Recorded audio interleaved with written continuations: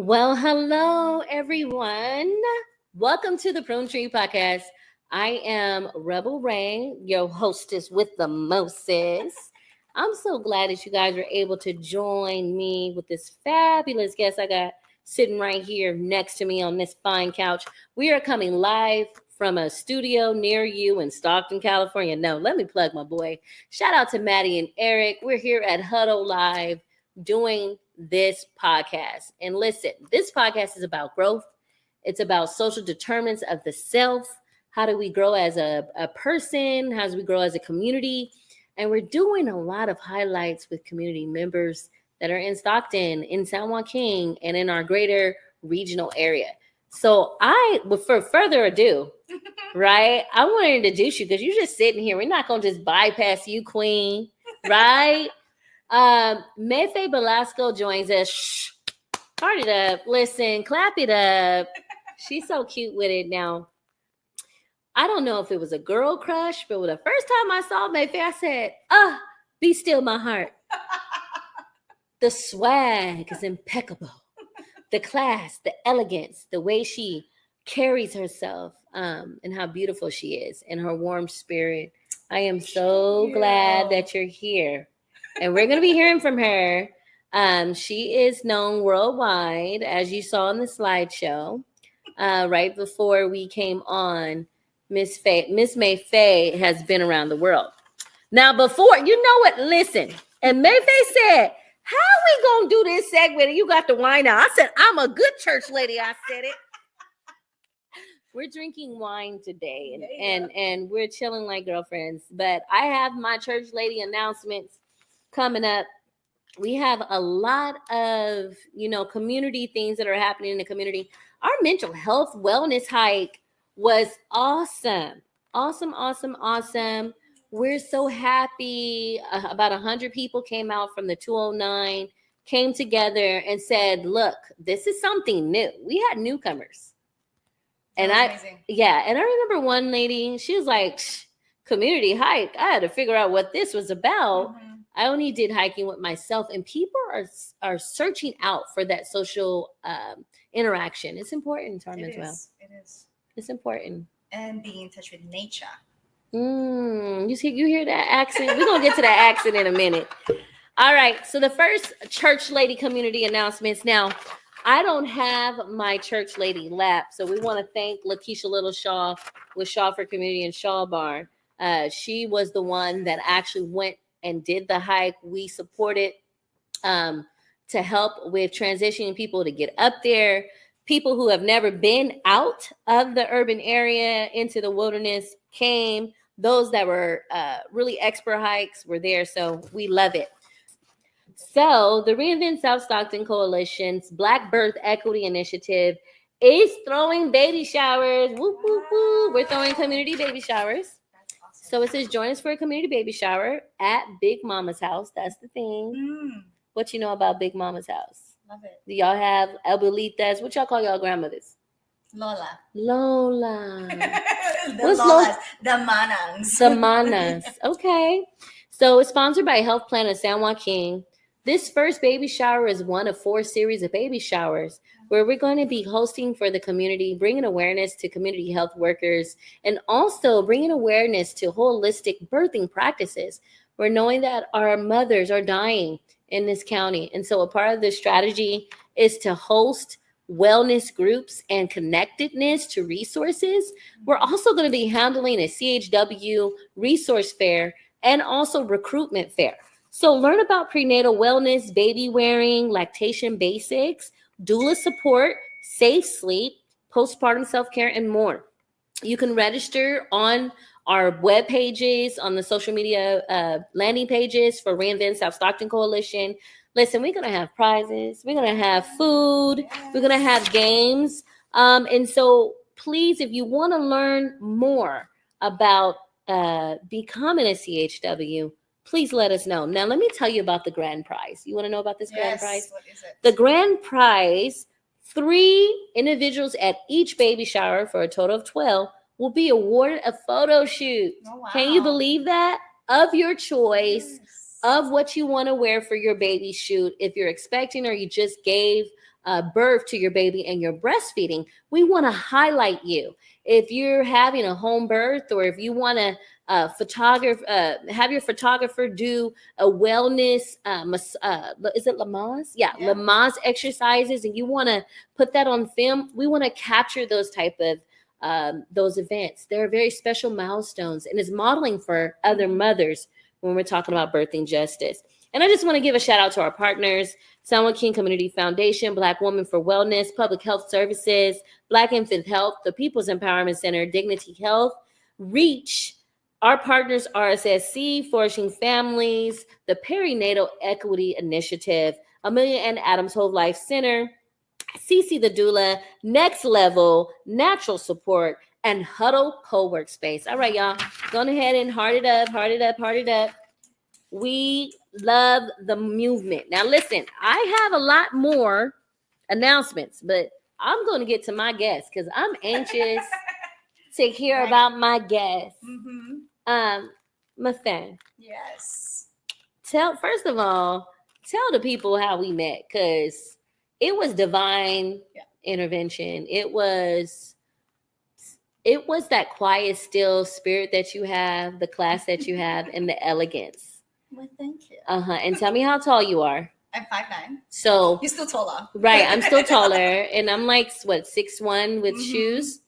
So when I saw Mafae, because I'm me, the basketball tomboy. When I saw Mafae, I said, "Oh my God, I don't know who this queen is, but my heart, right? Elegant, the way she floats across the floor." I said, "She has some special training. She's a ninja. She's something." I said, "The way she floated, she's somebody's fairy godmother. Who is she? I need to know this queen." Got to talking with her, and she's very gently. She was like, "Yeah, I did a little modeling, and I did a little," and I'm like, she being modest for what? I found out that this woman was Miss Philippines. Y'all better stop playing with me. Come on now. Miss Philippines. That's big. Goodness. Tell me a little bit about yourself, because this podcast is really about how the interesting people, how we connect, how we grow, the process of growth. Tell us what brought you here in this moment, like sitting on my couch. Right. I'm so blessed. No, we're both blessed. Yeah. I learned that from one of my mentors, Kimi Liu, that you are at the right place at the right time with the right people. And speaking on connections, again, shout out to our fellow amazing, inspiring friend who owns this beautiful building, Maddie. Amen, for introducing us. Just having a conversation with Maddie, especially in the huddle, I meet so many beautiful souls, just like you. So with that being said, being at the right place at the right time, and, just giving you a backstory, I was born in the Philippines and left the Philippines when I was 6 years old. My parents decided to migrate to Sydney, Australia, because I had an aunt and uncle who was already there. And my mom, just being the strong woman and wanted to, the best for her family. And so did my dad. Felt like she had more of a strength to take risks. And so she encouraged my dad, "Hey, we're going to leave our comfort zone and look beyond us and think about our children and the future." So I'm so grateful for my parents for taking that risk, because not only was it courageous of them, I know how scared they were. Fast forward, I'm with my amazing husband, but we'll get there. We're going to get him. And moving to Scotland, but moving to Australia, I didn't realize that they give up so much just to be able to foresee the future and opportunities for the family. My parents. And so when I first got there, I experienced reality. Let me tell you, you are so just with your words. You're so trauma informed with your words, girl. But I want you to tell it like it is. Yeah. Tell it like it is. Tell the story, because a lot of people don't know what it means to be an implant in another country, to have the energy. And I loved how you put it with how you spoke of your mother and father as they worked together. Always. You said she had a little bit more what? Courage. Courage. And sometimes Women you need do, right? I mean, Yeah. now being a mother, I see how we have to. We have to. We have to. Thank you. So my first ever experience of being judged by a book, that saying, judged by a book by its cover, was when my first day of school, my parents, I guess Filipino parents, what they do with girls, they cut their hair short to make it thicker. So I really look like a boy, like as in short, like shorter than yours. Mm-hmm. And so the uniform lady gave my mom a boy's uniform. Wow. I walked in the classroom and our neighbor was just like tugging on my mom, like, why is Mafae wearing shorts and a button-up shirt? And she's like, she didn't know. That's what the uniform lady gave us. Yes. And my mom stormed. I mean, that's my first, again, witness of seeing my mom so you got misgendered. That was your first time getting misgendered. And so fast forward. You were a tall girl. Going to Australia. Yeah. Again, I was taken advantage. I guess just being a new girl, being different. Of course, I was darker, I was Asian, I hardly spoke. And probably at that time, I didn't even speak much English, right? So I had a girl really physically bully me, pinch me, punch me to the side, and I thought that was normal. But I would go home crying and hiding. Girl, let me tell you if you was from where Nick is from. I didn't know fast forward that I would be blessed with a bodyguard, right? But I saw my mom again protect me, and her maternal instinct, strength. It was, God showed it to me. Yes. So when my mom finally found me in the corner of the house, she was like, "What is wrong with you?" And I was scared. No. I was scared to share because I thought I would get in trouble. Little did I know that if I had the courage to share that, being uncomfortable by a situation, you're actually saving yourself and others. So when my mom found out, she confronted the girl stopped. And then from that point, I was very protective of my little brother. Okay. Which led me to, I guess, being very protective over my family. That's right. But as far as Aussies goes, that's why I love being able to experience growing up in Australia. People are very outgoing. I mean, I think you're experiencing it with me. Yes. We can become best friends in 2 seconds. Interesting. People are not judgmental. I guess they don't they'll see you as well. Let's get to know each other. Without any hidden agendas. Okay. I'm not saying other cultures like that, but I'm just saying I loved the culture, the upbringing that I had. Okay. And the experience I had in Australia. And I feel overall, even though you were bullied for looking differently. Right.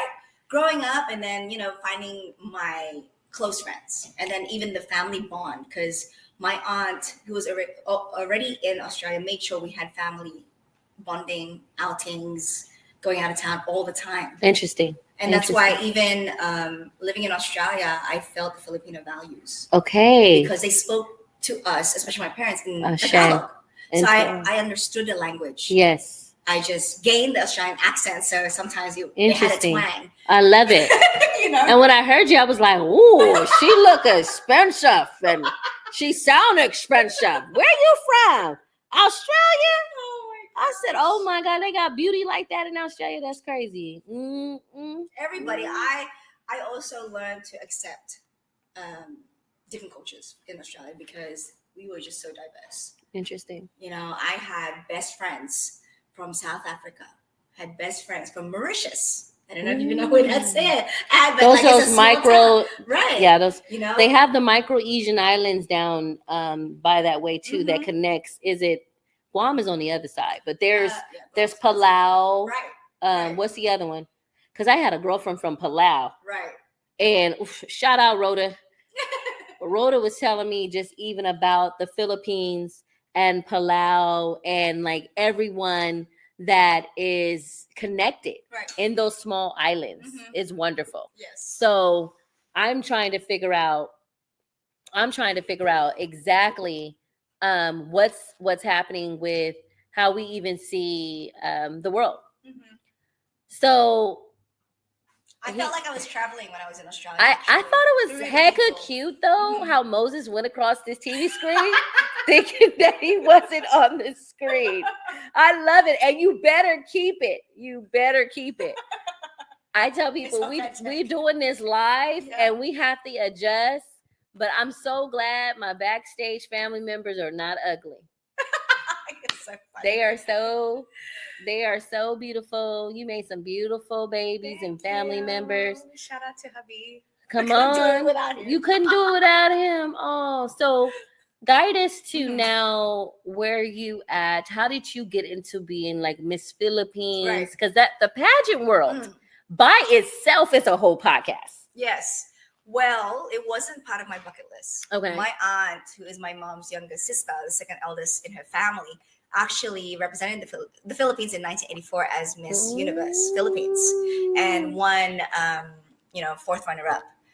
But it was never in my bucket list to follow her footsteps. Really? No. Ordained. You gonna understand the assignment. I went with my grandparents to drop her off at the airport, actually. Wow. I was like 2 years old or something like that. And you just didn't know that one instant. I didn't know it was part of my destiny. But fast forward, just like you, I was an athlete. I love sports. Yes. I played tennis for almost 20 years. Wow. I love the sun. I didn't care, yes. If I had a tan or if I had acne or anything like that. But my parents were so involved with the Filipino community. Okay. In Australia, that they supported the Philippines by creating events, creating community, leadership and youth programs. That's right. That my dad even, introduced me to my mentors that I still have today. Ate Carla, hello. I appreciate her. She's an older sister of mine that's been very supportive through my life journey. Yes. And I honestly am grateful for my dad and my mom for introducing me to having older mentors. Because it's tough, right? When you have, like at school, we feel as though one friend is actually mature than the rest of us, but really we're all the same age. Yes. So I was always that one friend trying to be somebody's mama. Shout out to my Montezuma friends, my Hamilton friends, some of my Franklin friends, and my Stag State friends. But they were always trying to say, you're trying to be somebody's mama. But that's the thing. But I was the oldest sister. I took on that role. Right. Yeah. But then at the same time, if you really think about it, we're all kind of like in the same, we're still trying to figure out life. Yes. So having that experience, and then, I knew my dad was supporting candidates to represent their province, because every year there's a Filipino fiesta that happens. And all the Filipinos all over Australia will come to Sydney. And we'll just spend a huge party. Wow. And that was a lot. So imagine there was like 12 different provinces or organizations that would represent or sponsor a girl. Ashe. And so that's dope. That was my thing. Yeah, but that's dope. My uncle, how y'all came together. Yeah, my uncle had his 50th birthday, and I just got dressed up a little bit. And all the titas, all the aunties saw me walking. Oh, who's this tall girl? They cornered my dad. You know it. And my dad is like a strict Filipino Catholic dad. Traditional dad. So when they cornered him, he had no choice but to be like that maternal energy. Woo! He's like, Mafae, the titas and the organization would like to sponsor you to be the next candidate. Let's go. I'm just like, I'm listening, and the only thing they had to say, you'll be helping a lot of fellow Filipinos, and giving back if you do this. Wow. That's a no-brainer for me. That's a no-brainer. That's how they reeled you in. So that's how it started. And so my aunt who represented, she flew to Sydney. Wow. She was able to speak to her fellow friends who are designers. Mm-hmm. She was able to bring some gowns for me. Come on, She gave me some tips. And I just had fun. Like fine to win, but I didn't expect to win. Destiny. And Destiny. My dad helped me, supported me with the Q&A. He was really into it because hey, that's also his org. He's like, So when I'm going to support my daughter, I'm going to go all the way. Yeah. So when I was able to experience that, and then I won the crown, they flew me to the Philippines. Yes. And that's where it really, it nailed my purpose. Wow. When I donated the funds that we raised, visited orphanages, home for the elders. Imagine your grandma, grandpa being Look at all this abandoned. great. Look at where your wine cup at. Let's cheers. Wait, did you leave your wine cup over there? We need to cheers to that. Yeah. Like, come on. So, philanthropist at a young age. What age were you I was like when you dedicated that money? 18. I won 17. I went to the Philippines 18. I was ready to tell my mom, hey, can we adopt this grandma and this baby? And she's like, that's not how it works. But you are doing what you're supposed to be doing. And so that's girl, you are amazing. It was tough. It was a tough decision to make, you know. I said to myself right there and there, if I'm wearing a sash and a crown and I get to speak to decision makers, leaders that I can help, yes, and raise more funds, do more activities to give back, I'm going to do that. Come on, let's go. You know, and so I made it a point, hey, I want to try the bigger crown and join Miss Philippines or whatever like that. And my mom was like, okay, finish your studies first. Ooh. Finish college first. Wait, okay. And then you can do whatever you like. Oh, okay. So we did a mini contract. Okay. Finish college, save money, and represented the Philippines. That was the three things. And my mom and I signed it. Yeah. What Mafae did was she visualized and created what she wanted to see first. She found what was in her heart. She saw it and she went after it. But you made a plan. Yeah. And the plan, you made it very clear, very precise. Yeah. And then you followed steps to get there. Yeah. I tell people how powerful, this is the therapist hat coming on. I tell people all the time how powerful is to visualize. Yes. Your manifestation. I want to inspire women. Yes. That don't settle. Okay. You know, at that moment I was young and I thought that was it. But really, there's so much more for you. So much more. For the self. Yes. And not just what we want in a spouse. And just not settle for something that you're very uncomfortable with. Ooh, speak on it, queen. You know, speak on. Well, you have to have older mentors to really guide you. I mean, at that time, my mom, again, going back to my mom, she helped me out in that one. Okay. She really put her foot down and made sure that enough is enough. Okay. And she told him, like, hey, if you care and love Mafae, stop talking to her. You better stop talking to her. Stop. You better respect my daughter. Every time you see her, turn the other way. Now. At that time, I did agree with my mom. Because I was in love. He was in love. I didn't know what love meant. We don't know what love means. And if I can go back to my younger self, I would scream, whisper in the air, run now. Right? But that's the thing. Run from that one. I think that's the reason why we're in a position to be very vocal. Because we went through it already. Yes. You know? And I really don't care. Because I'm going to tell you, when you go through something and you make it up in your mind that you are not going to take it no more, you don't care how it's packaged, what it brings. Enough is enough. You have to value yourself more. Where we had to learn and grow with what we had. Yeah. Right now it's easy. Like even, being in the pageant world, it's so easy to connect. It's so ezy to just call your makeup artist and say, hey, does this look good? No, I didn't even know. Like, and that's my honest, I guess reveal my secrets. I didn't really know how to put makeup on when I represented the Philippines. You are so, listen, you are so clean and PG. You know the things I think about in pageant wars? I think about all the mean girl stuff. So tell me, it's true, really. So tell me the mean girl stuff, because it seemed like whenever there's a bunch of women in one room. Right, so it's true that some candidates will sabotage. They'll steal a shoe. They'll cut your gown. Stop it. Yeah, it's real. Do petty stuff like that? Girl, do you ever get kicked out for that type of decorum? Now there's a lot of cameras, but back then, it's harder to do that now. Because there's just too many people around.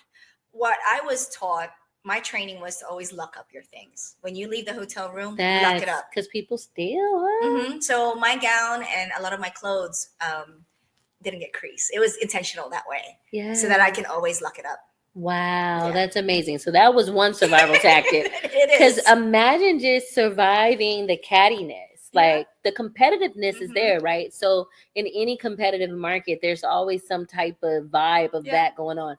So what did you do to like fundraise? Because a lot of these pageants are like charitable. They go back to you run to bring an awareness to something. Right. So what were some of like the awareness that people ran for? Or what really stuck out most to you about pageant life? Well, right now, advocacies are big. Like you really have to live and breathe whatever you're saying. Supporting. Yeah.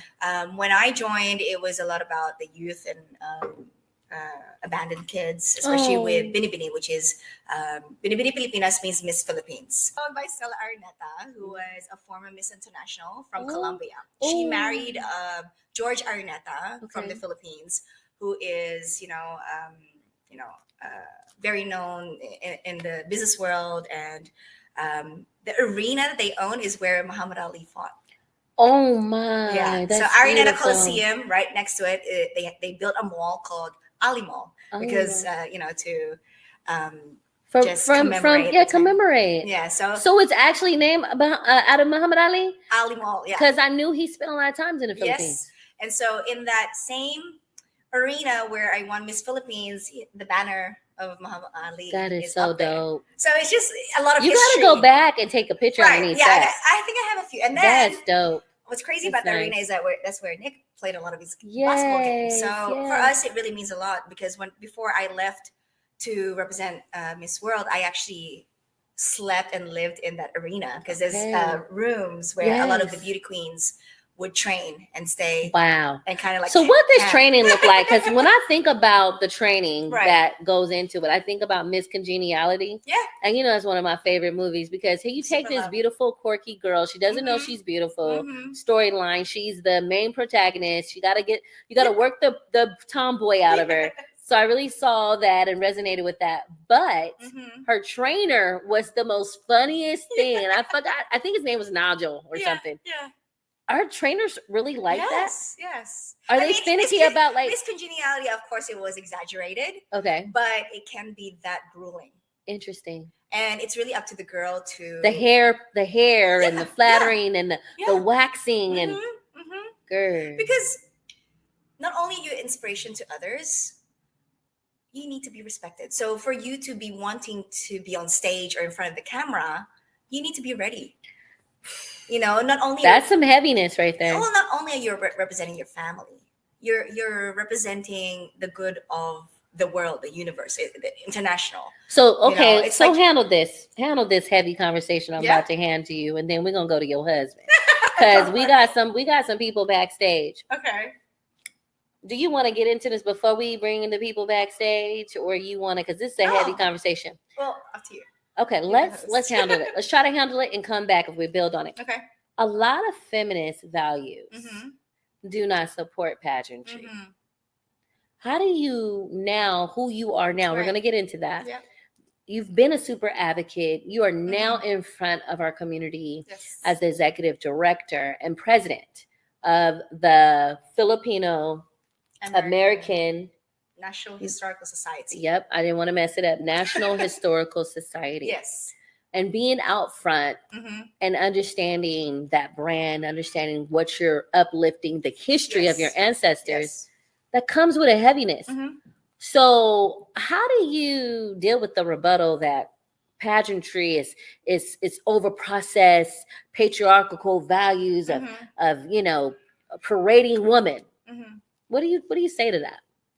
Well, there's a good and there's also the better good of answering that. For me, the way that I mentor, especially young people, because it's not only women, there's also young men that join pageants for, Mr. Philippines or Mr. World or something like that. I always encourage them to understand their history, understand their purpose, their why. Because if it's for the fame and fortune, please don't even think about it. Okay. Because you need to be authentic and genuine enough for people to listen to you. Okay. It's not just about the beauty. It's not just about the beauty. You need to be able to talk. Okay. You need to be able to answer these tough questions right here. Yes. Because how are people going to partner? Right. How are people going to invest in what you want to do? Right. If you don't walk the talk. That's right. And that's why I always share that you have to have the whole package and be ready for people not to like you. Ooh. Because that's the number one thing. If you cannot face that, then you still have to build your core. Well, your inner core. Wow. You know what I mean? You dropping gems. No, because at the end of the day, I know I don't make a lot of people happy, or they don't agree with what I say or what I believe. Okay. But I focus on the people that support me. Okay. That understand what my vision and mission is. That's where that family understanding and the family value is number one. Okay. Your peers, of course, are there to support you too, but you always have to go back, like with fans, talk stories with the elders. Okay. For me, it's the beauty queens before me. And my aunt, like, I asked questions, how did you do it? Because it was harder for them. Yes. It was harder for Gloria Diaz to win Miss Philippines back when she won it. In the 70s. Probably. She was the first Filipina. 70s, 60s. Among, not a lot of diverse candidates. Yes. So for me, our trailblazers. Right. So for me, it's about that. Know your history. Understand your why. Yes. And is it good? Is it for the good of your family? Is it good for the youth? Yes. I always praise on Michael Jackson's songs because I love the fact that he talks about mental health. He talks about children being the future. And that has to be the core values. So that's what inspired people. Yes. So for you to have that voice, for you to have that platform, you just got to be ready. You got to be ready. You got to be ready for anything. And for me, like, we're going to get ready, Mafae. You're always ready. That's why we gravitate to each other. And I believe on, your vibe attracts your tribe. A shake. Ooh. Hello, somebody. You give me a hand five on that, baby. Your vibe attracts your tribe. You better find your tribe, baby. That means you got to hold on to the self. You got to know yourself. You got to love yourself.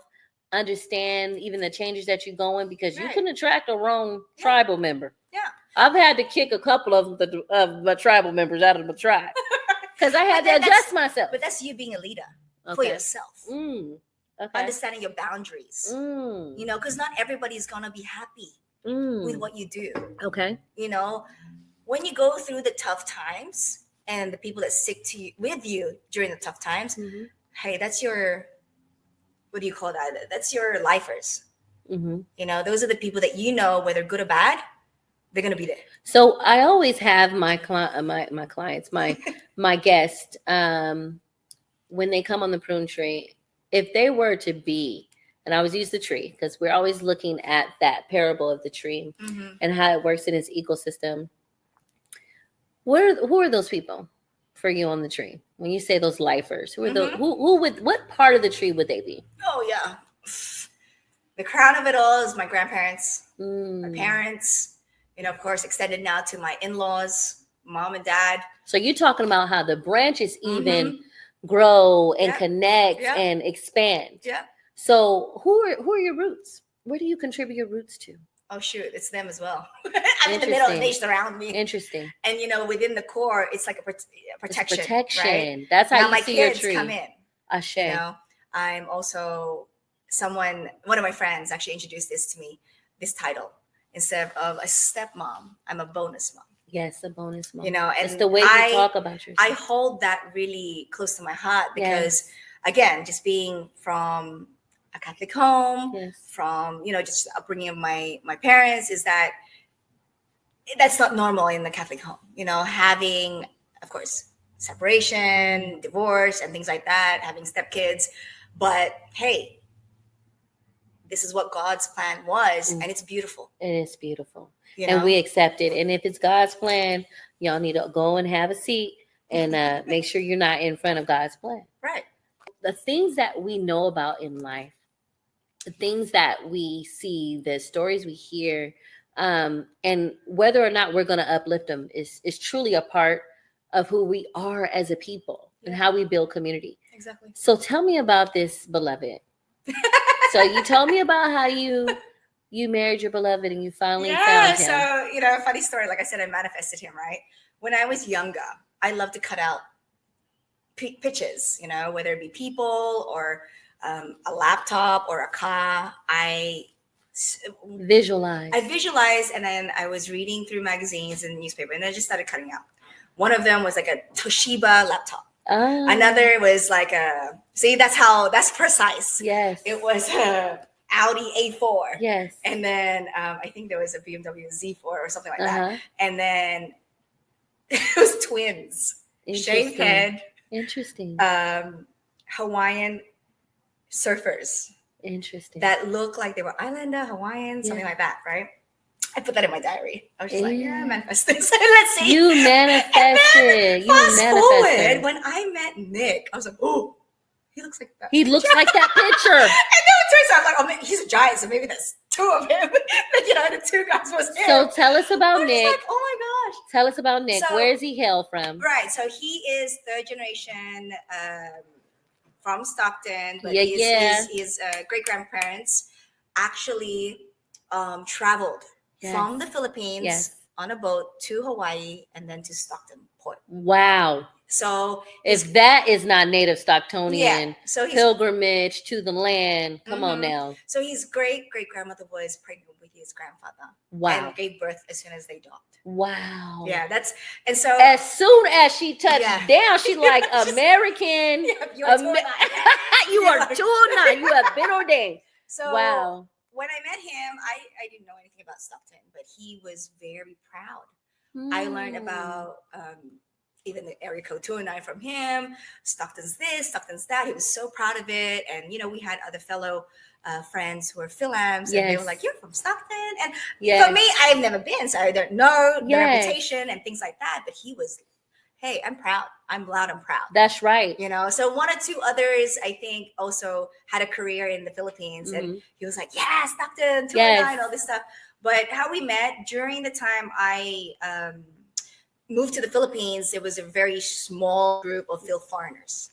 So we all kind of gravitated with each other because we are still, in the borderline of speaking Tagalog, and we wanted to speak English, and no one else, was really accepting. Yes. They would say this term nosebleed if they spoke to us because we're English speakers. Wow. It's a term, but it's funny. But then at the same time, it's like, okay, never mind. Let me talk to somebody else. And we had the same journey.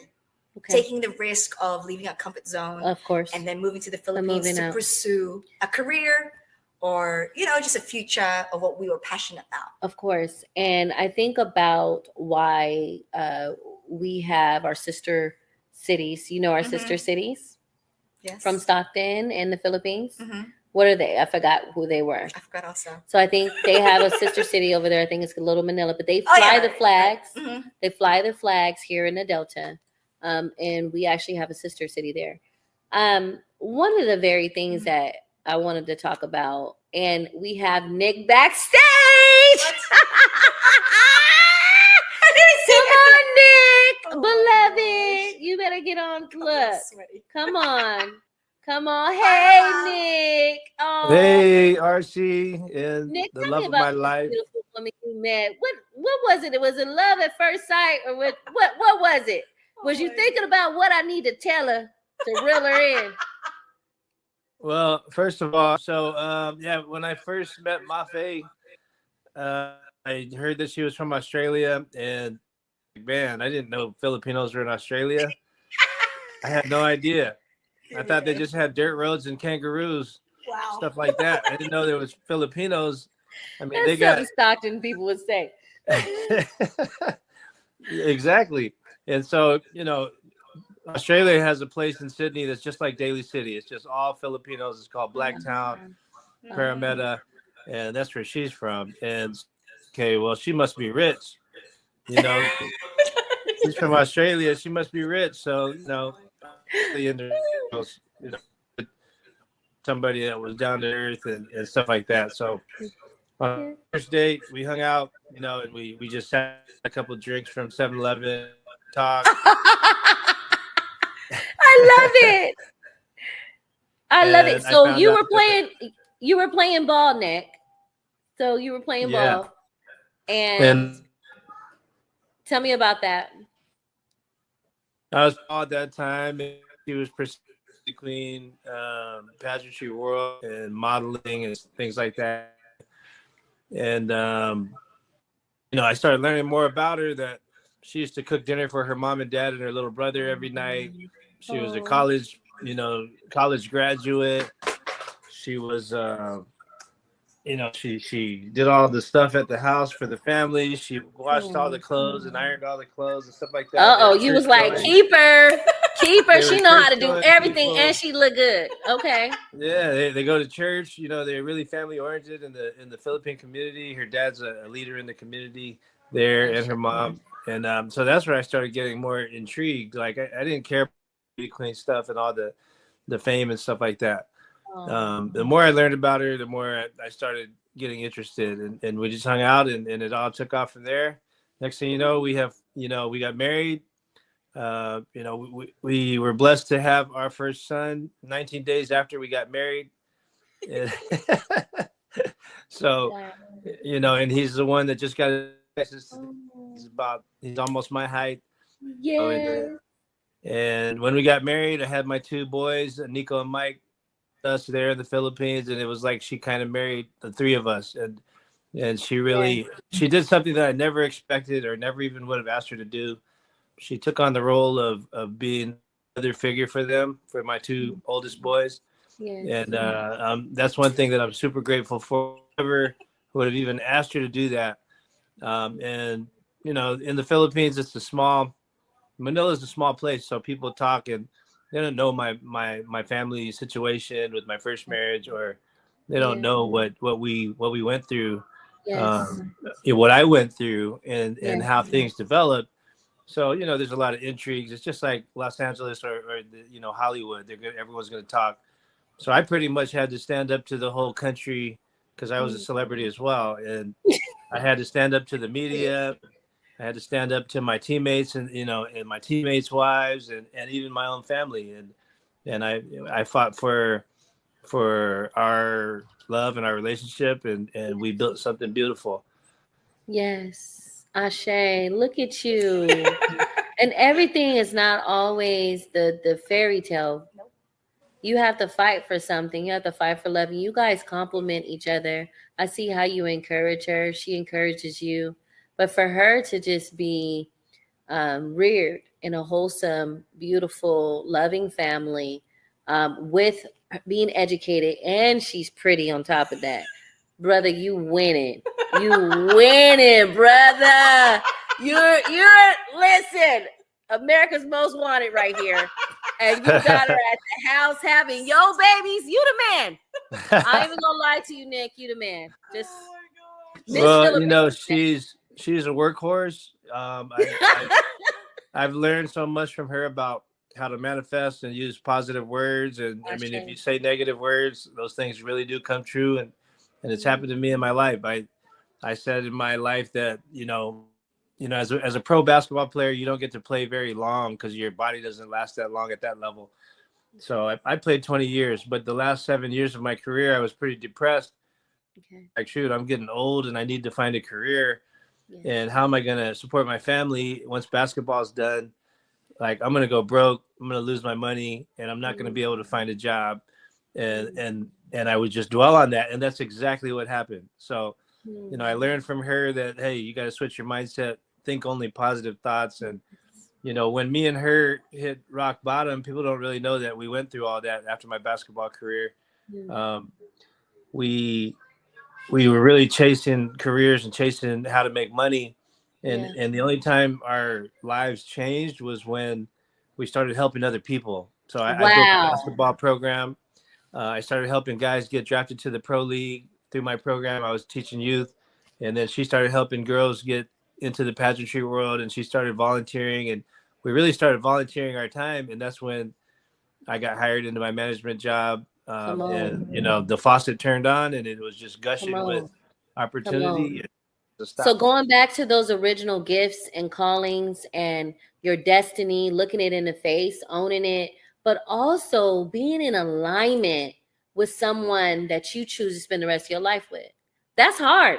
Y'all need to teach a Sunday school lesson, a Bible lesson, go up there to the courthouse, go down to the school. Y'all need to teach a lesson on just how to be together and support one another. That's amazing, Nick. Well, we made all the mistakes you could possibly make, and we learned from all of that. And that's what we preach to young couples or young families is like, hey, you have to submit to each other. If you're going to keep putting it's going to be a lot of fights. You said the S word. You guys submit, and that's something we both kind of learned to do for each other. And when I got into conflicts, I got into some fights here and there. I mean, my wife was the first one to jump onto the court and chase That's guys what I'm talking about. on the Buffet basketball with court the business. You better stop on playing national with me. TV. She looked pretty. Oh, You know, if I got in a fight in the club, she was the first. She was the one that's wilding right. out, I love you, protecting me. And Mafae, so yeah, like, we've gone. now stop telling our business, honey. That's our business. And I took Stockton with me around the world, and she can explain all how I did it, and some of it hurt me, and I had to learn how to break out of that Stockton mentality of wanting to fight everybody. Oh, and yeah, that's what we was taught on the South Side. That's what we were taught, South. I had to learn too. I was like, I need to stop fighting out here. Because you get older and it comes with liability, and then people don't see your brilliance. They just see you as an aggressive bully person or whatever. I really want to appreciate you for coming on and supporting your wife, first of all, uplifting your wife. I love how you said, we got to submit to each other. Woo! When you we learned that late. We learned that real late, and we went through some crazy battles through the streets of Manila before we finally sat down and we're like, I think we learned it in church, and they were talking about it in church, and we looked at each other. And I looked at her and I said, "You gotta learn how to submit." Wow, I love it. It gives me she did. Hope. It gives me hope because I'm the rebel, and I'm learning that in my later age too. How do I submit? And submit comes with trust. Yeah. You gotta really trust your partner, right? Mm-hmm. And it takes really some time, and you gotta give up some things too. Yeah. Well, real quick too, before I go, Mafae, she learned how to submit, and I also learned how to submit on my end. But during the pandemic, when we were locked in our condominium in Manila, I locked them in there for 6 months. I didn't let anyone out of the condo, and I would go down and do my job and come back. And she started her podcast, and I got so upset with her In Love with Me podcast because she had graphics, she had my other son doing what they're doing right now. Yeah. And I would have to come home from lunch and take around the apartment. And I was like, man, this time, like, why do you keep doing it? Kids have schoolwork to do. You're wasting time. Like, internet. I think what he's trying to say that it really grew to inspiring others. And inspired others. It helped also the business because I connected with so many people around the world. During that time, and then the kids also grew. Yeah, because we were stuck on the inside. We needed hope. We needed to hear inspiration, and you did not let anything rain on your sunshine. No. You were the sunshine. I wanted to uplift everybody during that time because it was tough. It was tough. So regardless, we were all in the same boat, so we had to be a bigger voice for everyone. Yes. Obviously, I was not a frontliner in the medical field. Yes. So I had to find a way to also support. Yes. And socially engage is important. Yeah. Especially for mental health and connectedness. Yeah. It was people who couldn't do the isolation. They didn't make it. Just solely on the isolation, the suicidal thoughts and the ideation that we saw from even stars that passed away and died in COVID. So many. And just having conversations, it helped me too, because it was tough. Like, oh my gosh, I mean, although my kids were homeschooled, so they weren't challenged with that, but it was nice to keep going with my skills of speaking, keep going with their passions in graphics and directing and things like that. The whole family was involved, even the baby. I had him as an outro. Come on. Come on, laugh and everything. I love it. You just have to be creative. You got to be creative because time is so precious. It's precious. And that resonates with me, especially when we're thinking about the time that we spent in COVID. I don't take any day for granted. Exactly. I am putting my feet to the ground. We're making it happen for our family. I want you to know how much it meant to me that you came on the podcast. And I just want to make sure we don't have any more anyone else backstage. We got one more. Okay. One more backstage. And I want to make sure we get everyone. And who is this coming on? What? Ember. Hi. Hello. It's Ember. Okay, so November, you must tell us who you are to Mafae. Mafae is one of my oldest and dearest friends and my biggest cheerleader. And I think she's everyone's biggest cheerleader. Yes, she certainly is mine. Yes, and I was over here listening when her husband Nick was speaking, and I was nodding my head like, "Yep, yep, everything they're saying is true." We used to call them Bonnie and Clyde. I don't know if I ever told you that, God. but Oh my gosh. Y'all we was were tearing Bonnie up and Little Clyde. Manila. You better stop playing. Okay. Yeah, she is the most authentic, true friend that I've ever had, and this girl, this woman, when she loves hard, and she does not let go. Yes. Yeah. You know it. You know it, I know. Emma. We Yeah. need that. We need that. And November is your real name. Yes, Yes, is. it is. How majestic. Why November? I was born in November. And so your mother just gave you the name? Yes, but I do have an older sister. She has 5 different names, so I think she got tired. Emma is a beautiful Sagittarius. I love woman it. Right there, I love her so much. So I love it. She's a sister. And if you had anything that you would uplift and tell people about Mafae, because again, this is about the process and the pruning. Could you share just a little story before you go that really inspired you about Mafae's journey? Oh, yes. And it's a story. I know you don't know this, Mafae, but it's a story I tell a lot of people that I feel like need to be inspired. So Nick did mention at some point when they had to kind of start over back in Manila. And I remember when they first started their basketball training camps. Yeah. They would Mafae, Nick, and her children would carry the equipment. They would walk to this place and set up. And it's hot out there. Yeah. It is humid. And they walked all this equipment to, the basketball training facility. And I just saw them work together, work solid as a unit. And from there, like Nick said, the faucet just turned on and all the blessings just started gushing out. But yeah, and I'm so inspired. And I always tell people, oh, that girl Mafae, she homeschooled her kids. And how many kids does she have? She has a bunch. So, and she did it.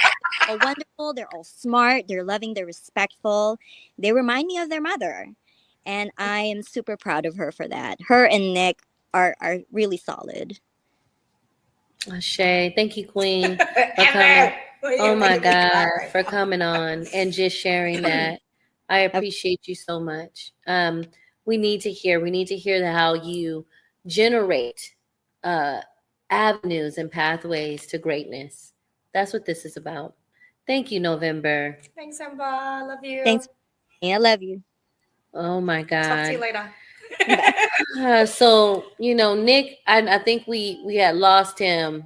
No, you crying. It's emotional. That was a moment in our life that I think I made a promise because my kids were so happy during that time. We lived in probably a room like this. Yes. All of us. And I said to myself, and I also tell Nick that we're not going to live in a place like this ever again. We have to put our head down, work hard, network, utilize our talents, and just do good for the world, like what we were doing separately, and we just have to get back to God.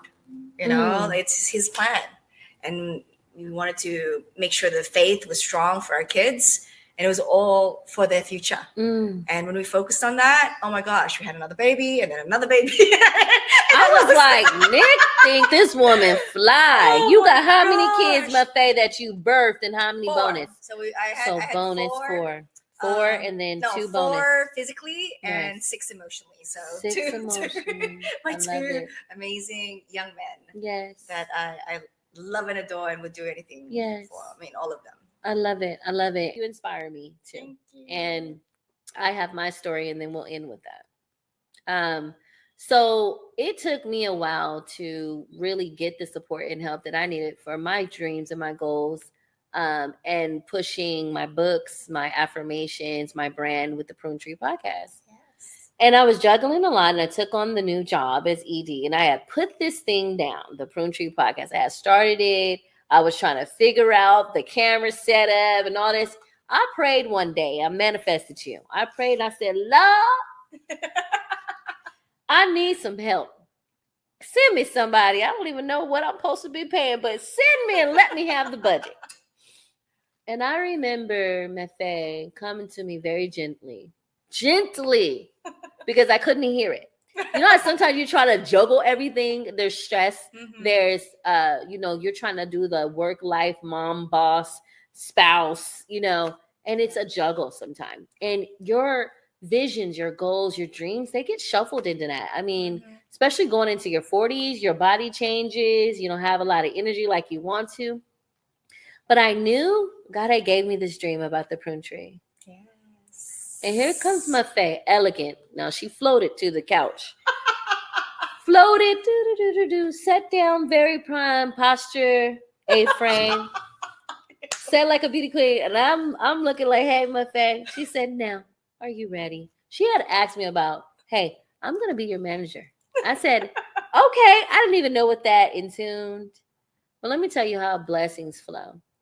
When you listen to the heed, the call, the help that is presented to you, it may not look like what you think it is. Yes, I said, Mafae look expensive. I don't know what Nick. That's your woman. She look expensive. Walk around here. I said, what type of money, God, do I got to keep this going? Oh my gosh. Do you know Mafae understood the assignment, met me where I was at. We were able to work out a plan, got the whole crew on, not only instilling the work ethic into the family, building the legacy of the actual Mafae management brand, but this is an overall world leader, first of all, working on my management team. This is my manager. I didn't know how to act. I was like, God, when I asked for something, I didn't think you was sending me another queen.